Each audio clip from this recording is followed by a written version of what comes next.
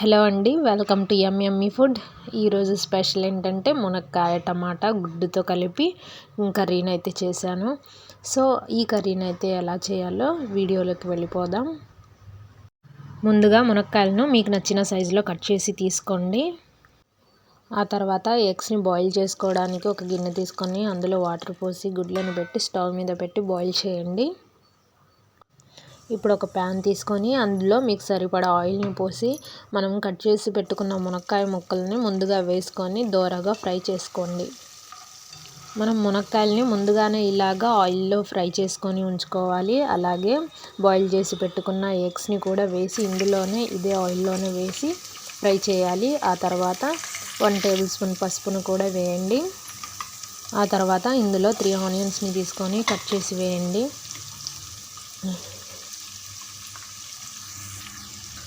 ఇప్పుడు 2 గ్రీన్ చిల్లీస్ని తీసుకొని కట్ చేసి వేసి మొత్తాన్ని అయితే బాగా మిక్స్ చేయండి.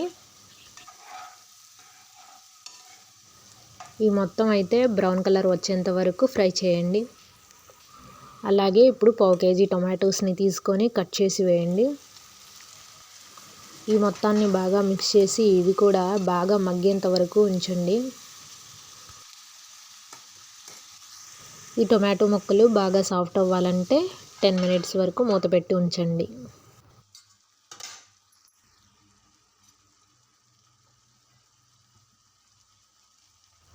మినిట్స్ తర్వాత ఇంకొకసారి మిక్స్ చేయండి. మిక్స్ చేసేటప్పుడు ఎగ్స్ని అయితే కొంచెం పక్కకు జరిపి మిక్స్ చేయండి. ఈ మొత్తం బాగా మగ్గిన తర్వాత ఇందులో సరిపడా సాల్ట్ని వేసి ఆ తర్వాత 2 టేబుల్ స్పూన్ కారంని కూడా యాడ్ చేయండి. మునక్కాయల్లో మంచి రుచితో పాటు ప్రత్యేకమైన హెల్త్ బెనిఫిట్స్ కూడా ఉన్నాయి. కాబట్టి వారానికి ఒక్కసారైనా ఇలా చేసుకొని తినండి.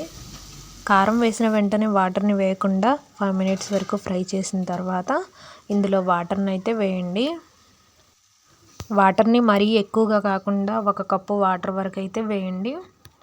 వాటర్ని మరీ ఎక్కువగా వేశారంటే గ్రేవీ అనేది మనకు అంత త్వరగా రాదు. మునగకాయలు మెత్తబడేంత వరకు మూత పెట్టి మీడియం మంట మీద ఉడికించండి. ఇలా ఆయిల్ పైకి తేలిన తర్వాత స్టవ్ ఆఫ్ చేయండి. ఈ మునక్కాయ టమాటో గుడ్డు కూర రోటీలోకి అన్నంలోకి తినడానికైతే రెడీగా ఉంది. మరి ఇంకెందుకు ఆలస్యం, మీరు కూడా ఇలా ట్రై చేసి అన్నంలోకి చపాతీలోకి తినడానికి రెడీగా ఉండండి. Thanks for watching. Please like, share and subscribe.